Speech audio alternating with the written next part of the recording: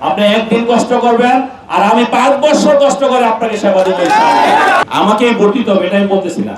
অবশ্যই আপনি ভোট সেন্টারে যাবেন এবং যিনি এলাকার জন্য যোগ্য অবশ্যই সেই যোগ্য প্রার্থীকে আপনি ভোট দিবেন। সেই জন্য আমি বলবো ভোট আমার অধিকার, এই অধিকারটা প্রয়োগ করার জন্য একদিন একটু কষ্ট করেন।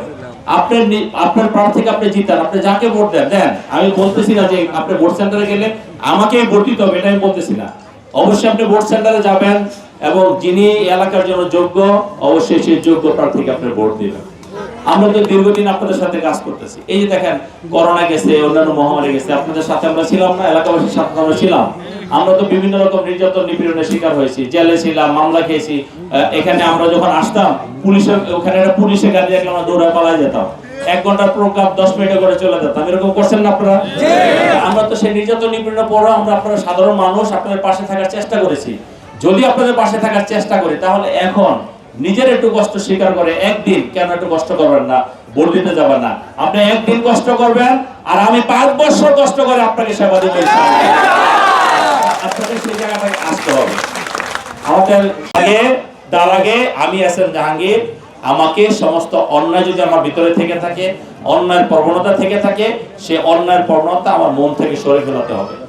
আমি যদি কোনো অন্যায় করি তখন আমার একটা কর্মী যদি অন্যায় করে আমি তাকে না করবো কি করে? আমি যদি চাঁদাবাজি করি তাহলে আমার কর্মী যদি চাঁদাবাজি করে আমি বলতে পারবো যে তুমি চাঁদাবাজি করো না? পারবো? আমি যদি কেউ জমি দখল করতে যাই আর কালকে যদি আলী ভাই জমি দখল করতে যায়, কেউ যদি আমার কাছে বিচার দেয়, আমি কি আলী ভাই বলতে পারবো যে আপনি জমি দখল করতে যাবেন না?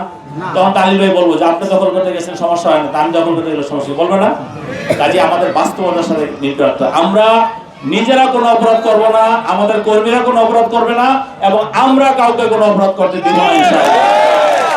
একটা কথা বলে রাখবেন, আমি আজকে ওপেন মিটিং এ বলতেছি, এই যে শেখ হাসিনা ফেসিবাদী সরকার কত ক্ষমতাধর ছিল, পুলিশকে যা বলছে তাই করছে, আর্মিকে যা বলছে তাই করছে, অন্যান্য আইন শৃঙ্খলা রক্ষাকারী যা বলছে তাই করছে, কিন্তু সে কি টিকে থাকতে পারছে?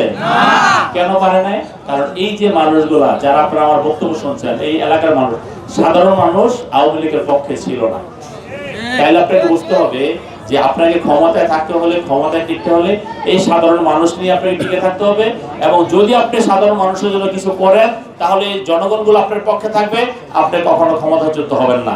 আর যদি আপনি জনগণের জন্য কিছু না করেন আপনি কিন্তু টিকতে পারবেন না, যে কোনো সময় ক্ষমতাচ্যুত হয়ে যাবেন। কাজেই সবসময় খেয়াল রাখবেন, জনগণের সকল ক্ষমতার উৎস, জনগণের সকল ক্ষমতার উৎস, জনগণের কল্যাণে কাজ করবেন, জনগণ আপনাকে মনে রাখবে, আপনাদেরকে মনে রাখবে।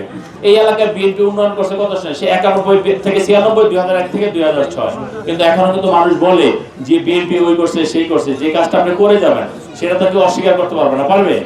যে বিএনপি উন্নয়নমূলক কাজ করে।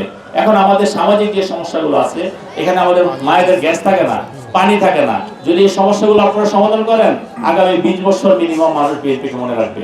এখন আমরা কোনটা চাই? আমরা কি বাইরে যেতে চাই না 20 বছর তাদের সাথে সেবা দিতে চাই?